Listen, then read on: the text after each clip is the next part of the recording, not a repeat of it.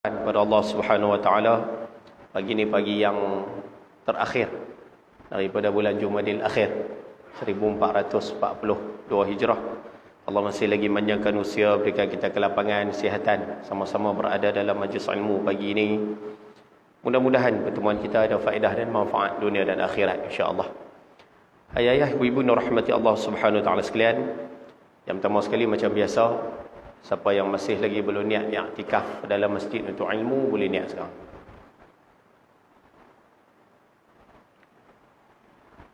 Mudah-mudahan keberadaan kita dikira sebagai satu ibadah di sisinya insya-Allah.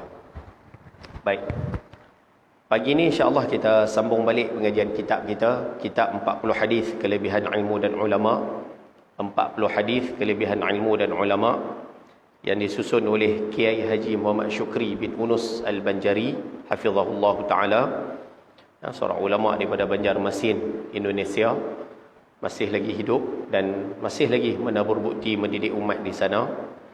Dan kitab ni diterjemah ke bahasa Melayu dan diberikan sedikit huraian oleh murid kepada guru tersebut, murid kepada pengarang kitab ni, iaitu Syekh Ahmad Fahmi bin Zamzam hafizahullah taala, ataupun nama yang lain Abu Ali Al-Banjari An-Nadwi Al-Maliki hafizahullah taala. Jadi mudah-mudahan dengan mempelajari kitab ini, paling tidak sedikit sebanyak menjadikan kita mengetahui kedudukan ilmu, ke martabat ilmu dan juga ketinggian darjat para alim ulama, mudah-mudahan insya-Allah. Dan pagi ini insya-Allah kita sambung hadis yang ke-14 muka surat 28. Baru ni kuliah maghrib kita dah baca hadis ke-12 dengan 13. Pagi ini kita sambung hadis yang ke-14. Tajuk kita pada pagi ini, ilmu itu buruan orang yang alim. Ilmu itu buruan, rebutan orang-orang yang alim. Baik. Wa qala al-musannif rahimahullahu taala, hadis yang ke-14. An Abi Sa'id al-Khudri radhiyallahu taala anhu qala qala Rasulullah sallallahu alaihi wasallam lan yashba'al mu'minu min khairin yasma'uhu hatta yakunu muntahahul jannah, akhrajahu Tirmizi. Tengok terjemahan Melayu dia tu saya kita ulang balik daripada Sayyidina Abu Sa'id Al-Khudri radhiyallahu taala anhu berkata, Rasulullah sallallahu alaihi wasallam bersabda, orang yang berilmu itu tidak puas daripada mencari ilmu yang didengarnya kecuali kesudahannya itu adalah di dalam syurga. Hadis riwayat daripada Al-Imam At-Tirmizi. Hadis yang kedua, wa an Abi Hurairah radhiyallahu taala anhu anna an-nabiy sallallahu alaihi wasallam qala al-'alimu wal-'ilmu wal-'amalu fil jannah fa idza lam ya'mal al-'alimu bima ya'lamu kana al-'ilmu wal-'amalu fil jannah wa kana al-'alimu fin nar, atau kama qala, akhrajahu Dailami fi Musnad al-Firdaus. Dan daripada Abu Hurairah radhiyallahu taala anhu berkata bahawa Nabi sallallahu alaihi wasallam bersabda, orang yang alim, ilmu dan amal itu di dalam syurga. Dan apabila orang yang alim itu tidak mengamalkan ilmunya, maka ilmu dan amal tetap di dalam syurga. Sedangkan orang yang alim itu akan dimasukkan ke dalam api neraka. Hadis riwayat Imam Dailami dalam Musnadil Firdaus. Baik. Saya ulang sekali lagi hadis yang pertama dengan hadis yang kedua. Kita baca bahasa Melayu, kita ambil sikit makna, boleh catat sikit Baik. Rasulullah sallallahu alaihi wasallam bersabda, orang yang berilmu itu tidak puas daripada mencari ilmu yang didengarnya kecuali adalah kesudahannya itu di dalam syurga. Nabi SAW bersabda, lan yashbi'al mu'min min khairin. Nabi kata orang beriman ni, orang berilmu ni, orang berimanlah. Orang beriman ni dia takkan puas mencari ilmu, dia takkan kenyang mencari ilmu sehingga penujung sekali, penamatnya sekali mati. Ayah-ayah yang mana ada kitab, buat catatan untuk awal sikit lah, buat catatan di situ, tulis kat buku tu, 2 perkara tidak pernah kenyang. Boleh tak? Nabi SAW bersabda, lan yashbi'al mu'minu min khairin. Orang beriman ini dia tak pernah kenyang daripada kebaikan. Sedangkan dalam hadis yang lain, rikahlah Benda dua perkara yang tidak pernah kenyang. Boleh catat terus kat buku, simpan terus. Ada dua benda, cari sampai mati pun takkan puas. Sampai mati pun takkan puas, ada dua. Yang pertama tulis itu ilmu. Ilmu. Orang yang gila cari ilmu, sampai mati pun dia takkan rasa puas dengan ilmu yang dia cari itu. Satu. Ya. Dan yang kedua, catat kat situ, harta. Ya. Orang yang gila harta pun sampai mati pun dia takkan kenyang dengan harta dia. Dua tu ya. Jadi pagi ni kita ambil dulu poin ni, kita lah duduk gila hak mana satu. Hak tu dululah. Kalau kata gila dengan ilmu Ustaz, saya ni tak puas Ustaz kira nak mengaji ya Ustaz. Alhamdulillah. Saya ni Ustaz kalau boleh kira nak mengaji ya Ustaz, nak cari ilmu. Dulu time muda tak sempat. Lah nak cari ya Ustaz. Alhamdulillah. Sebab orang yang pulun mencari ilmu, Nabi umpamakan ilmu tu dengan perkataan khair. Khair ni maksudnya kebaikan. Dalam hadis Nabi sebut khair. Maknanya Nabi tashbihkan, Nabi bagi gambaran ilmu ni kebaikan. Siapa cari ilmu, dia cari kebaikan. Siapa perhabis hidup cari ilmu, dia perhabis hidup cari kebaikan. Siapa hidup dengan ilmu, dia hidup dengan kebaikan. Siapa mati dengan ilmu, dia mati dengan kebaikan. Itu poin dia. Siapa beramal dengan ilmu, dia beramal dengan kebaikan. Poin dia kat situ. Nabi gambarkan ilmu ni, gambaran dia kebaikan. Jadi kalau hidup kita dengan ilmu, maksudnya hidup kita dengan kebaikan. Itu ya. Tak kira lah mengaji ke, ngajak ke, beramal dengan ilmu ke, apa saja kaitan dengan ilmu, maksudnya kita ada kaitan dengan kebaikan. Poin dia di situ ya. Boleh no? Selesai. Tapi kalau hidup, Ustaz, kira harta je Ustaz kira kelapa sawit, kira tanah kat mana nak beli lagi. Umur, kalau bahasa orang muda-muda lah, ni bahasa orang muda. Orang muda kata badan pun bau kubur lah. Bahasa dia, badan pun bau tanah lah. Orang muda-muda lah duk cakap. Dia kata badan pun bau tanah lah. Maksud dia di sini, umur dengan kematian tu dah dekat dah. Tapi hidup masih lagi mencari reta. Hidup masih lagi duk puluh cari reta. Hidup masih lagi tak mau mencari kebaikan. Oh, ini kacau. No? Baik. Orang yang berilmu itu tidak akan puas daripada mencari ilmu yang didengar, kecuali kesudahannya itu di dalam syurga. Siapa yang ada kitab, buat catatan sikit. Kesudahannya itu di dalam syurga, maksud dia, sehingga dia mati dan masuk dalam syurga. Itu maksud dia. Sehingga dia mati dan masuk dalam syurga.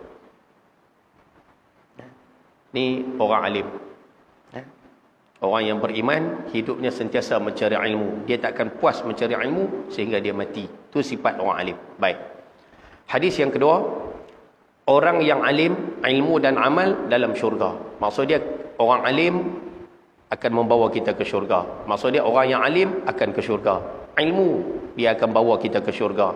Amal juga akan bawa kita ke syurga. Apabila orang yang alim tidak mengamalkan ilmu, maka ilmu dan amal tetap akan ke syurga. Sedangkan si alim itu akan dimasukkan ke dalam api neraka. Ayah buat catatan sikit ya kat bawah tu. Tulis kat situ. Kalau si alim pun ke neraka, apatah lagi si jahil. Tulis kat itu. Kalau si alim pun yang dah menuntut ilmu pun tak beramal dengan ilmu, boleh dihumban ke dalam neraka, apatah lagi si jahil tak mau mengaji langsung. Tak mau mengaji langsung. Dia lebih cepat menuju ke neraka. Itu poin dia. Itu poin mudah dia. Kena mengaji. Khususnya ilmu fardu ain. Kena mengaji. No?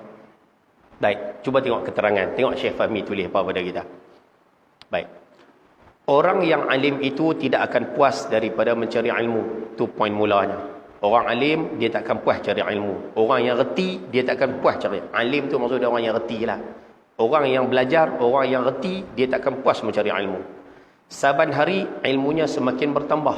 Tiap-tiap hari, ilmu dia makin berkembang. Dia tidak merasa cukup dengan segudang ilmu yang ada di dadanya. Kelihatannya, dia belum puas dengan ilmu yang telah dimilikinya. Oleh kerana itu, dia sentiasa berusaha menambah ilmunya dengan banyak membaca, dengan menambah bacaan, bermuzakarah, yakni berbincang, berdebat dan sebagainya, duduk bersila di hadapan gurunya dan juga sebagainya. Ni sifat yang ada pada orang alim. Orang alim, dia akan sentiasa menambahkan ilmu. Tak kira lah baca kitab ke, bermuzakarah dengan kawan-kawan ke, ataupun dia duduk berhadapan, duduk mengaji dengan tok guru yang lain. Sebab tu ayah-ayah yang mengaji di sini, ni antara satu pesanan, pesanan Al-Imam Syekh Abdul Wahab Sya'rani rahimahullahu ta'ala. Syekh Abdul Wahab Sya'rani pesan, apabila ada orang alim mai ke kampung kita, mai ke taman kita, mai ke negeri kita, kalau kita ni belah Lunas ni, mai ke Lunas lah, mai ke Lunas, ke Kulim, Syekh Abdul Wahab Sya'rani pesan, turunlah, ambillah faedah daripada dia. Maksud dia, turun, pergi mengaji dengan dia. Kalau dia mai, contohlah dia mai sekali, mai ada buat program di Kulim ini, jemputan dan sebagainya, dia memang dikenali orang alim. Kalau boleh, turun. Walaupun kita tu dah alim. Faham tak bahasa saya? Walaupun kita tu alim dah.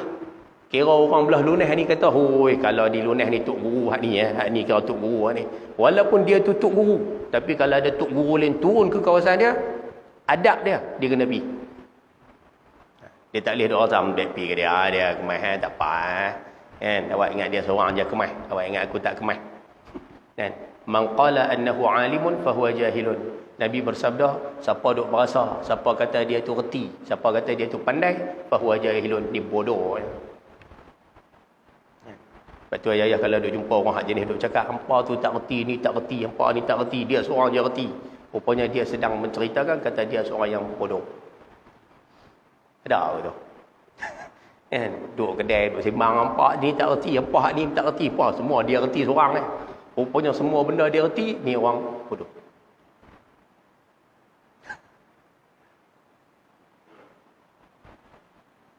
Nampak macam ada, nampak kaya. Jangan noh. Al-Imam Ibn Sirin ni seorang ulama pakar takwil mimpi. Imam Ibn Sirin sebut, siapa yang boleh bercakap setiap perkara yang dibincangkan, maksudnya orang buka tajuk apa semua dia boleh cakap. Orang buka tajuk apa semua dia boleh ulas. Kira tak ada tajuk yang dia tak tahu ulas, semua dia berhenti bercakap. Fahuwa majnun, ni orang gila. Ni orang gila. Sebab orang yang kata dia reti semua, ni maknanya orang yang tak reti je maknanya. Sebab tu tak boleh. No? Sebab tu kena turun. Tambah kalau orang alim pun kena turun, apatah kita orang yang tak alim. Maknanya lebih utama kita kena turun. Sebab tu kalau ada, turun. Jangan duk rasa tak apa. Kita tak buat apa, tapi tak mau turun. Tak boleh. Kena turun. Baik. Semakin dalam ilmu yang dimilikinya, semakin haus ia kepada tambahan ilmu. Orang alim ni lagi mengaji, lagi nak. Lepas tu ayah dengar Imam Muslim kan? Yang kita duk mengaji hadis, Imam Muslim, hadis riwayat Bukhari dan Muslim. Kan Imam Muslim meninggal dunia waktu pagi kan? Antaranya, ada orang tanya dia satu soalan. Dia tak boleh jawab soalan tersebut. Balik tu, dia masuk dalam maktabah dia, duduk dalam perpustakaan. Tak kitab, oleh kerana nak mencari jawapan kepada persoalan tu, tak kitab dan sebagainya, study. Sambil duk study tu, tak buah kurma. Sambil duk study tu, makan buah kurma. Makan. Kan buah kurma panas. Dia jenis buah yang sifat dia panas. Makan. Sampai dekat pagi, duk makan tu kalik duk makan. Akhirnya memudaratkan beliau dan akhirnya membawa kepada kematian. Nak bagi tahu kata apa tu, asyik duk makan. Kan sedang. Pasal apa? Duk cari jawapan dalam kitab, duk telaah kitab mencari jawapan. Tu orang alim, dia takkan rasa puas dengan ilmu dia. Baik. Itulah keadaan orang alim yang sebenar. Sama sekali dia tak pernah rasa malu dari menambah ilmu. Orang alim tak ada rasa malu nak mengaji, tak ada. Sebab tu jangan malu mengaji, hatta dengan orang muda, hatta dengan tak kira lah, yang penting turun menuntut ilmu.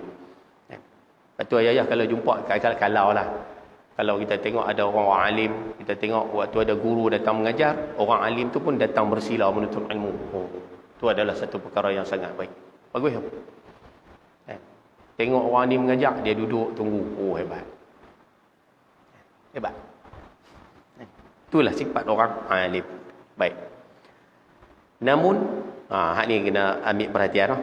Namun, orang yang jahil sering merasa dirinya telah alim. Hak ni lagi kemah. Orang jahil, dia duk perasan kata dia alim.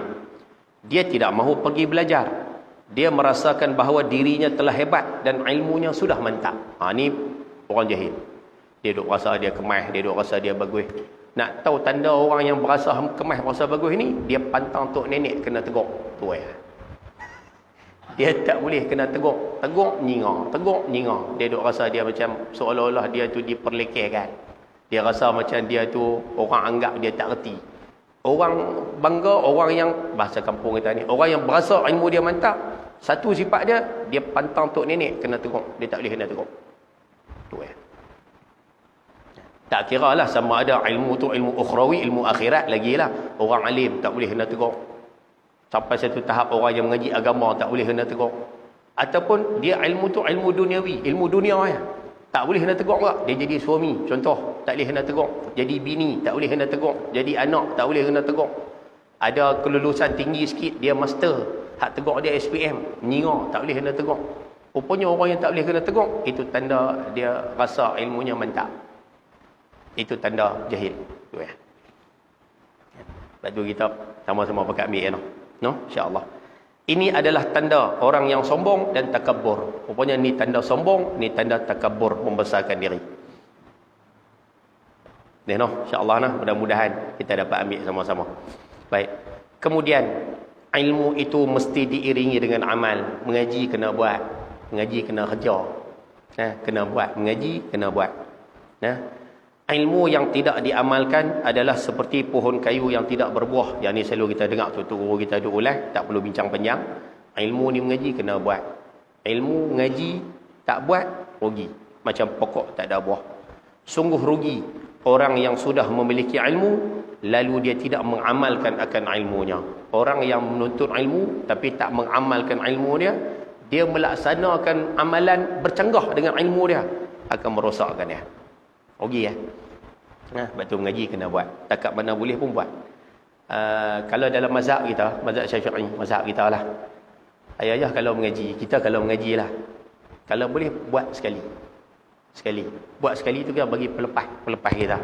Kita mengaji, buat sekali. Apa benda yang kita mengaji, benda tu perlu dibuat, buat sekali. Bagi pelepas tanggungjawab. Paling tidak di hari akhirat nanti, bila ditanya tentang ilmu, kita dah buat walaupun sekali. Ilmu yang perlu dibuat lah. Ada ilmu yang tak boleh amal pun ada. Kan? Ayah mengaji tapi tak boleh beramal. Contoh dia, duk mengaji bab talak. Kan? Tok guru tu duk mengajar bab talak. Kita duk mengaji faham, ustaz kata mengaji kena beramal. Balik dia duk buat ikut dana. Tu tak boleh tak tengok jenis ilmu lah. Ada ilmu yang dipelajari untuk diikuti, ada ilmu yang dipelajari untuk dijauhkan. Tu kena pandai lah. Poin dia buat sekali supaya lepas tanggungjawab kita. Baik, selesai. Jadi kesimpulan daripada tajuk yang pertama ni, orang alim dia tak akan puas dengan ilmu. Mudah-mudahan kita jadi orang yang sebegitu. Baik, hadis yang ke-15. Hikmah itu kepunyaan orang yang beriman. Tajuk ni simple tapi menarik. Simple ya. Pendek insya-Allah. 2.5 kita berhenti. Hikmah itu kepunyaan orang yang beriman. Ataupun dalam perkataan yang lain, kebijaksanaan itu kepunyaan orang yang beriman. Baik. An Abi Hurairah radhiyallahu taala anhu qala Rasulullah sallallahu alaihi wasallam, al-kalimatul hikmatu dhalatul mu'min, fahaitsu wajadaha fahuwa ahaqqu biha, akhrajahu Tirmizi. Daripada Abu Hurairah radhiyallahu taala anhu berkata, Rasulullah sallallahu alaihi wasallam bersabda, perkataan hikmah itu adalah idaman orang yang beriman. Kalau dhal ni benda hilang. Dhal ni benda yang sesat, benda hilang lah. Tapi dalam ni terjemah idaman, tak apalah. Baik. Perkataan hikmah itu adalah idaman orang yang beriman. Maka di mana sahaja kamu menemukannya, maka pasti ia akan mengambilnya. Baik. Ayah-ayah, ibu-ibu dirahmati Allah Subhanahu wa taala sekalian, hadis ni simple sahaja. Nabi SAW menyatakan al-kalimatul hikmatu ataupun al-hikmatu dhalatul mu'min. Kebijaksanaan ini adalah idaman orang beriman. Kebijaksanaan ini adalah barang yang tercicir daripada orang yang beriman. Fa aina wajadaha, di mana saja kamu dapat, fa huwa ahaqqu biha, kamu yang patut mengambilnya. Perkataan mudah dia macam ni bagi senang faham.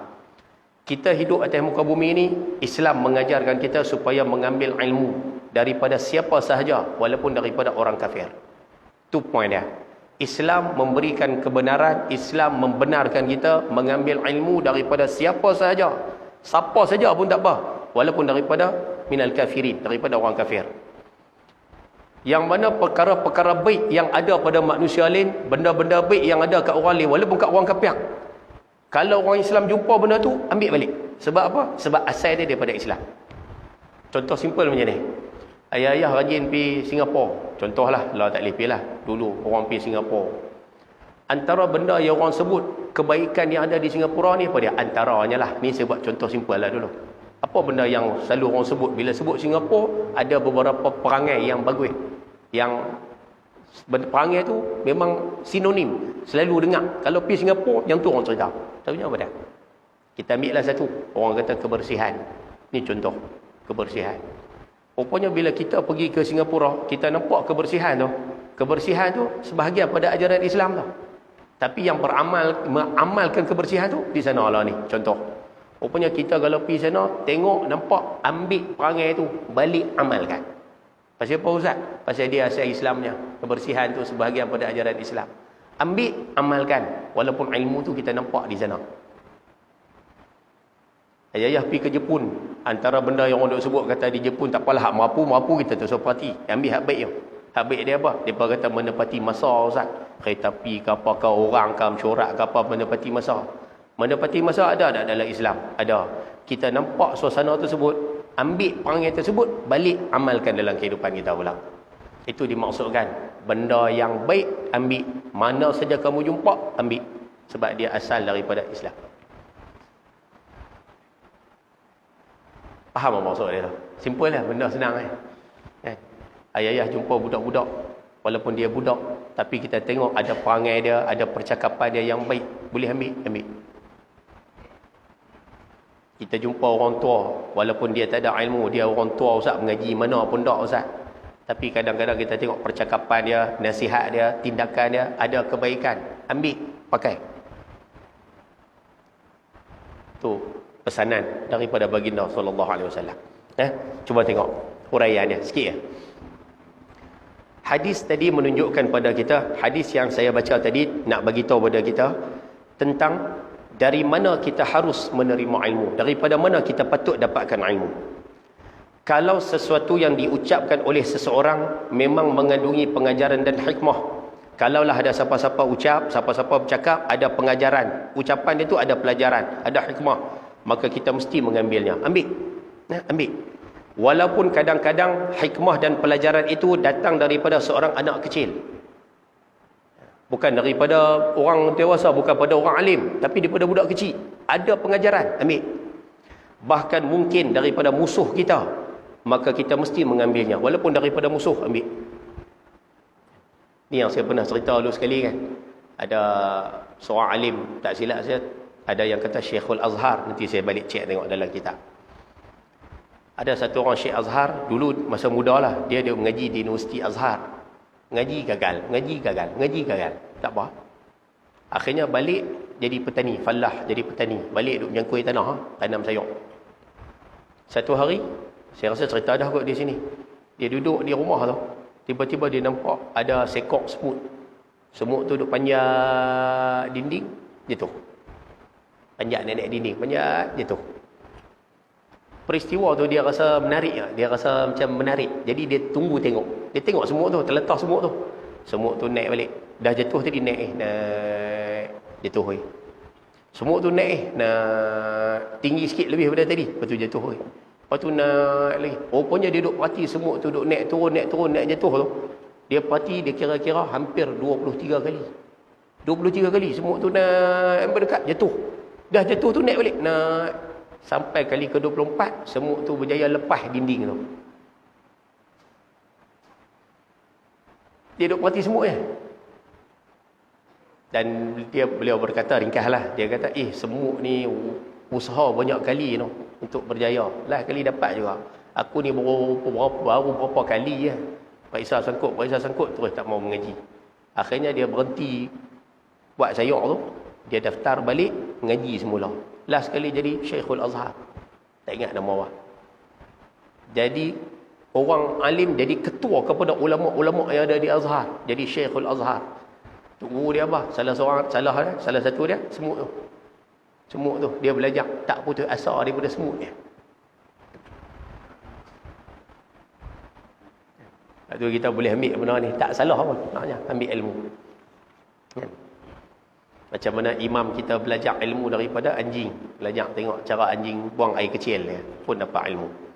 Rupanya ilmu ni boleh ambil pada siapa saja. Nah, baik. Yang penting, sesuatu yang diucapkannya itu betul dan tepat. Maka kita jangan rasa malu mengambil faedah daripadanya. Walaupun ucapan itu betul. Ambil walaupun dia daripada musuh. Ni tambah kita tu, duduk dalam rumah tangga, bini kata, terima je lah. Suami kata, terima je lah. Anak-anak tegur, terima je lah. Kawan-kawan tegur, terima je lah. Siapa kata pun, benda tu betul tak? Betul, terima je lah. Saya baru ni boleh tiak dalam internet. Tak tahu boleh tiak lah. Kan Nabi bersabda kan, Nabi berpesan, la yuldawul mu'min min juhrin wahidin marratain. Nabi kata orang beriman dia tak boleh kena benda yang sama dua kali. Ni prinsip yang semua kena pegang ni.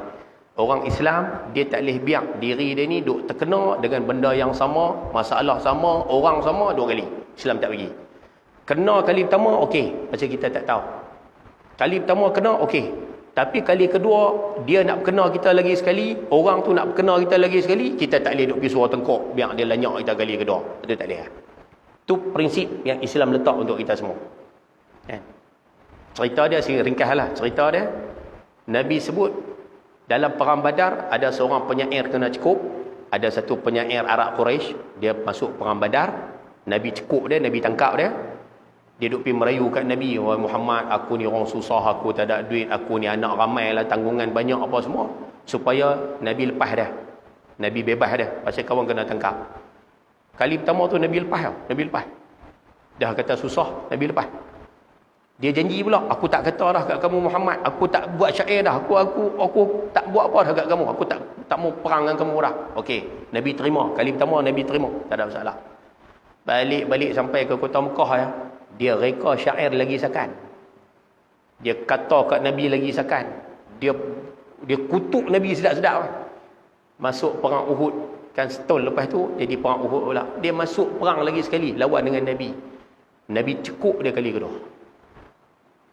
Kena cekuk kali kedua ni. Sekali lagi Muhammad minta maaf lah, aku tak buat dah, aku janji aku tak buat dah apa semua. Kali kedua Nabi cekuk. Aku tak buat dah. Kali kedua Nabi tak bagi can dah. Nabi kata kamu dah kena aku dah ni. Ni kali kedua ni kamu kena aku dah. Nabi kata kamu perlu dihukum. Last kali hukum bunuh terus. Bunuh terus. Dan Nabi bersabda la yuldawul mu'min min juhrin wahidin marratain. Orang beriman dia tak boleh biar diri dia terkena dua kali. Baik. Ulama bahas daripada hadis tu, ulama sebut macam ni. Saya ambil point dia. Point dia ulama pesan kita juga perlu belajar daripada sejarah. Sejarah kena belajar. Kena belajar daripada sejarah. Kita duduk dalam rumah tangga, kena belajar pada sejarah orang-orang lama dulu. Tu yang saya pesan kat budak-budak. Dia kata kita ni muda-muda, kita ni orang muda bila menikah, paling tidak tanya orang tua dulu. Tanya macam mana mereka punya rumah tangga tahan lama. Tanyalah orang tua dulu apa yang mereka buat. Rumah tangga mereka 30 tahun 40 tahun, cerai ni cerai mati je. Tanya. Orang lah tak mau tanya. Dia belagak pandai. Macam kata tadi, dia belagak macam dia boleh. Bila dia duduk belagak macam tu, akhirnya dia kayuh rumah tangga tu ikut cara sendiri. Akhirnya dia ulang kesilapan yang orang tua-tua buat dulu. Orang perempuan hari ni beranak 2-3 orang, ada tanya mak, ada duk pergi jumpa makcik-makcik, jumpa orang perempuan. Makcik ni anak sampai 10, anak sampai 12. Makcik jaga macam mana sampai semua berjaya? Ada tanya? Tak ada. Dia duk rasa dia buat tu, dia padahal tak mengaji pun, tapi dia duk rasa dia buat tu betul. Akhirnya dia ulang kesilapan mendidik anak. Habis. Orang muda-muda hari ni ada nak ambil petua, pandangan, pendapat orang tua-tua. Tak ada. Tak ada. Kayuh sendiri. Hatta kita duduk dalam masyarakat, duduk dalam negeri, duduk dalam negara, sama. Hari ni duk landeri negara pun tak belajar. Belajar daripada sejarah dulu. Orang duk habaq dah komunis ni contoh. Komunis macam ni. Dah tak percaya. Habaq dah kerajaan Islam dulu Allah Ta'ala tunjuk dah. Berapa banyak jatuh disebabkan ada orang munafik, ada orang kafir. Tak percaya. No, cerita zaman Nabi-Nabi dulu pun ada dalam Quran sebagai contoh. Tak mau ikut. Tak mau belajar pada sejarah. Akhirnya kita ulang balik kesilapan yang sama yang orang dulu buat. Buatlah. Faham apa perkataannya? No. Padahal Nabi suruh ambil. Tu payah kata. Tapi betul macam tu. Jangan malu belajar daripada yang terdahulu. Baik. Jangan menjadi orang yang sombong, tak mau tunduk kepada kebenaran. Seandainya kebenaran itu datang daripada seseorang yang lebih rendah martabatnya. Jangan sombong. Baik. Jadi sifat sombong itu merugikan seseorang, dan sifat tawaduk, rendah diri ini akan banyak memberikan keuntungan kepada seseorang. Sebab itu orang yang sentiasa merendah diri, dia tak malu ambil ilmu pada siapa saja, sanggup belajar pada siapa saja, orang ni akan untung dunia dan akhirat. No, insya-Allah nah, mudah-mudahan kita sama-sama dapat ambil 2 poin kita pada pagi ini. Orang alim dia kira pulun ngaji cara ilmu, insya-Allah. Dan kemudian yang kedua, ambil ilmu ni boleh ambil daripada siapa saja, insya-Allah. No, mudah-mudahan kita dapat belajar 2 perkara ni. Bulan depan insya-Allah. Ni syok sikit. Dan ni kita nak tengok pula yang kata ilmu ni macam mana. Nak mengaji tu nak mengaji apa? Yang ni sedap juga ni. Nanti kita akan tengok sama-sama insya-Allah. Jadi saya cukup sekadar itu dulu untuk pagi ini.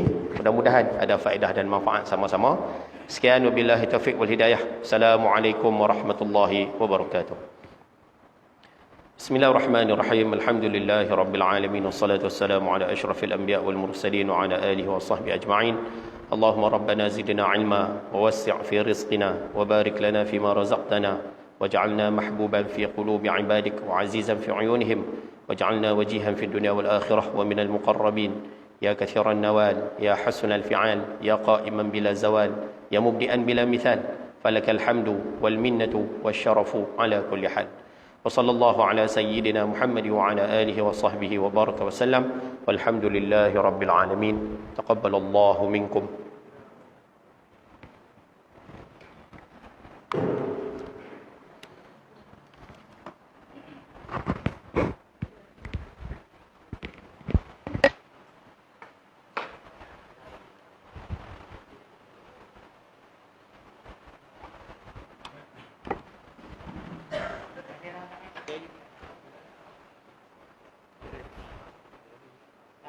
Jari dia sakit perut.